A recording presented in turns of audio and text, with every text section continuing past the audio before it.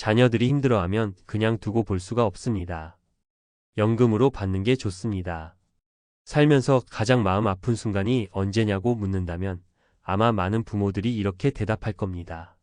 자식이 힘들어하는데 아무것도 해줄 수 없을 때요. 자녀가 경제적으로 힘든 상황에 처했을 때 도와주고 싶지 않은 부모가 어디 있겠습니까? 젊었을 땐 당연하다고 여겼던 월급 생활이 끊기고 퇴직 후 연금 외에는 뚜렷한 수입이 없는 은퇴자 입장에선 그 마음은 더욱 복잡합니다. 가진 걸 털어 도와주자니 내 노후가 불안하고 모른 척하자니 자식 얼굴을 볼 수가 없습니다.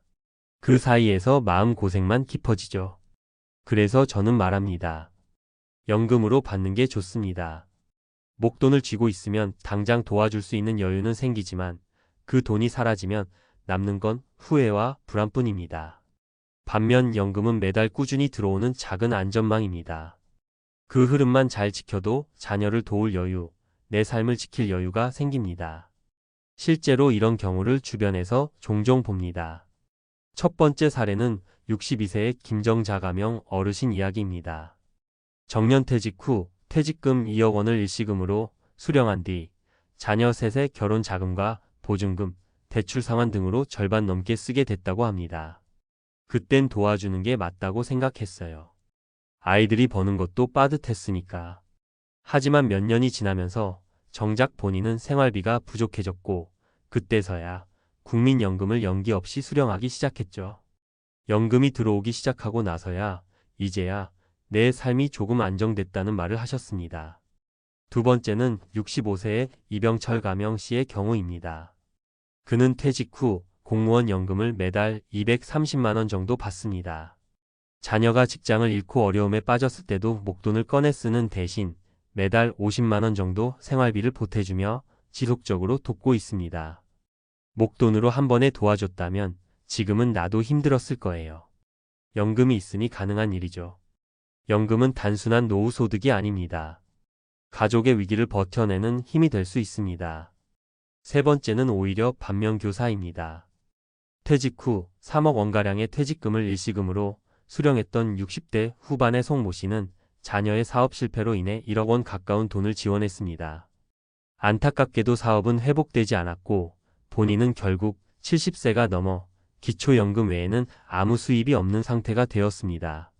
지금은 근로활동을 다시 시도하지만 건강도 예전 같지 않아 70만 원이 넘는 월세와 생활비를 감당하기 어려운 상황입니다. 그는 이렇게 말했습니다. 연금으로 받을 걸 그랬으면 지금처럼 자식한테도 나한테도 미안하진 않았을 텐데. 이런 이야기들을 접하면서 우리는 분명하게 하나를 배울 수 있습니다. 노후의 자산은 지키는 것이 먼저라는 것, 그리고 흐름이 있어야 한다는 사실입니다. 퇴직할 때 받을 수 있는 퇴직연금은 보통 세 가지 방식이 있습니다. 일시금 수령, 연금 수령, 일시금과 연금 혼합 수령. 많은 사람들이 목돈에 대한 환상 때문에 일시금 수령을 택합니다. 운용하면 더 불릴 수 있다. 급하게 쓸 일이 생기면 필요하다는 이유에서죠. 하지만 문제는 대부분의 경우 운용이 아니라 소진이 되고 만다는 것입니다. 특히 자녀 지원, 예상치 못한 질병, 집 수리 등으로 순식간에 줄어드는 게 현실입니다. 반면 매달 들어오는 연금은 내 삶의 리듬을 만들어줍니다. 한 달에 150만 원, 200만 원씩 고정적으로 들어온다는 것은 곧 심리적 여유입니다. 한 달에 30만 원 정도는 자녀에게 보태줄 수 있어라고 생각하면 실제로 그 돈을 줘도 내 삶이 흔들리지 않지요.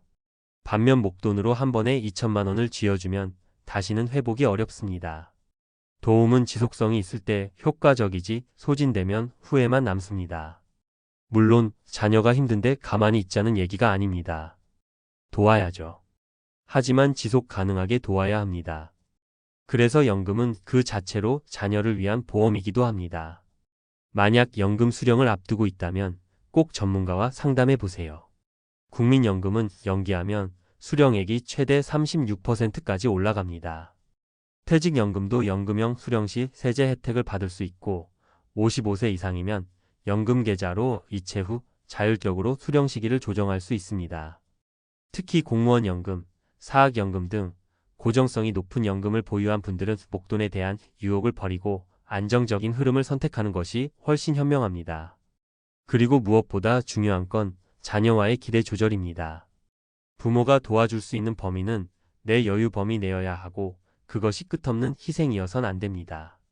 연금으로 조금씩 도와주되 자녀도 스스로 설 수 있게 만드는 것이 진짜 돕는 일입니다. 지금 연금 수령을 앞둔 당신, 만약 혹시 애들 도와주려면 목돈이 필요하지 않을까? 라는 생각이 들었다면 한 번 더 생각해 보세요. 자녀가 정말 필요로 하는 건 목돈이 아니라 지속적으로 버텨줄 수 있는 부모의 안정감입니다. 연금으로 받는 것이 결국 자식에게도 나에게도 가장 좋은 선택이 될 수 있습니다. 흐름은 곧 힘이고 꾸준함은 곧 신뢰입니다. 그 믿음의 기반이 되어주는 것이 바로 연금이라는 사실 잊지 마세요. 많은 분들이 연금 수령을 앞두고 고민하십니다. 이걸 연금으로 매달 받을까? 아니면 일시금으로 한 번에 받을까? 겉으로 보기엔 단순한 선택처럼 보이지만 이건 단순한 돈 문제가 아닙니다. 노후 생존 전략의 방향을 결정하는 일이기 때문이죠. 1. 왜 연금으로 받는 게 유리할까? 먼저 현실적인 수치부터 살펴보죠. 2025년 기준으로 국민연금을 60세부터 수령할 수 있지만 연기 수령을 선택하면 최대 만 70세까지 미룰 수 있습니다. 이렇게 수령 시점을 늦추면 1년에 7.2%, 최대 36%까지 수령액이 증가하죠. 예를 들어 매달 100만원 수령 예정인 분이 만 65세까지 연기하면 월 수령액이 약 136만원 수준으로 올라갑니다. 이건 단순히 늦게 받는 게 아니라 평생 더 많이 받는 구조를 만드는 겁니다. 게다가 연금은 세후 수익률이 높습니다. 연금형 수령 시에는 연금소득세 3.35, 5%만 부과되지만 일시금 수령 후 다른 금융상품에 투자할 경우엔 과세 부담이 커지고 손실 리스크까지 함께 따라오죠. 즉, 연금은 절세와 안정성 측면에서 매우 강력한 수단입니다. 2. 목돈이면 자식 도와주기 좋다. 정말 그럴까요? 많은 은퇴자들이 일시금을 선택하는 이유 중 하나가 자녀 지원입니다. 결혼자금, 전세 보증금, 학자금. 그런데 여기엔 심리적 함정이 숨어 있습니다. 한 번쯤 목돈은 다시 돌아오지 않습니다.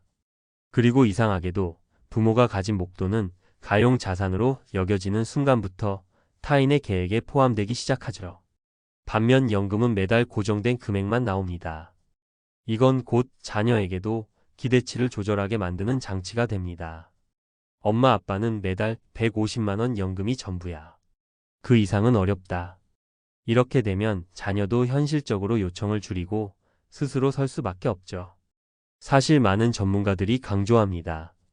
부모가 지나치게 희생하면 자녀의 자립 능력까지 빼앗을 수 있다.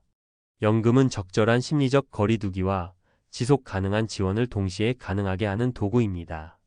3. 연금 수령 이렇게 준비하세요. 실제 수령 전략에 대해 좀 더 실용적으로 정리해 드릴게요. 수령 시기 조정 전략. 만약 여유가 있다면 국민연금은 15년 연기해서 수령액을 늘리는 걸 고려해 보세요. 특히 건강 상태가 좋고 부모님도 장수하셨다면 수령 총액에서 유리해집니다. 퇴직연금은 연금형으로 전환. 퇴직연금 DC형, DB형, IRP는 일시금으로 받을 수 있지만 IRP 계좌에 넣어 연금처럼 분할 수령하면 세금이 확 줄어듭니다. 얘 IRP에 넣고 10년 이상, 만 55세 이후 수령 시 3.35, 5%의 낮은 세율 적용. 연금 수령 자산 흐름 만들기.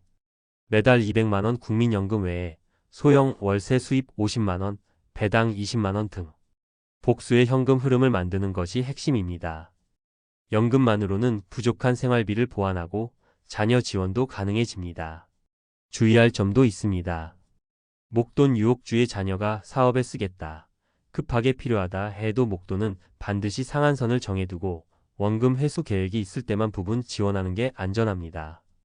연금형 수령 구조 만들기 IRP, 연금저축 등으로 연금 구조를 강화하는 것이 핵심입니다. 보험사 연금 상품도 사업비와 수령 개시 나이를 꼼꼼히 확인해야 합니다. 기대수명 고려. 지금은 65세 이상이면 평균 기대수명이 20년 이상입니다. 그만큼 돈이 오래 필요하다는 뜻입니다. 매달 안정적으로 들어오는 연금은 장수 리스크에 대비하는 유일한 수단입니다. 결론적으로 연금은 단순한 돈 받는 방식의 문제가 아닙니다. 이건 내 노후를 지키는 생존의 기술이고 자녀와의 건강한 거리두기를 위한 전략입니다. 한 달에 150만 원이든 200만 원이든 꾸준히 들어오는 돈이 있다는 것. 불안한 세상에서 가장 든든한 방패입니다. 그리고 이 방패는 자녀를 도울 수 있는 기회도 지켜줍니다. 목돈을 한 번에 던져주는 게 진짜 도움이 아니라 오래도록 곁에 머물며 지켜볼 수 있게 해주는 흐름이야말로 부모가 줄 수 있는 최고의 선물 아닐까요?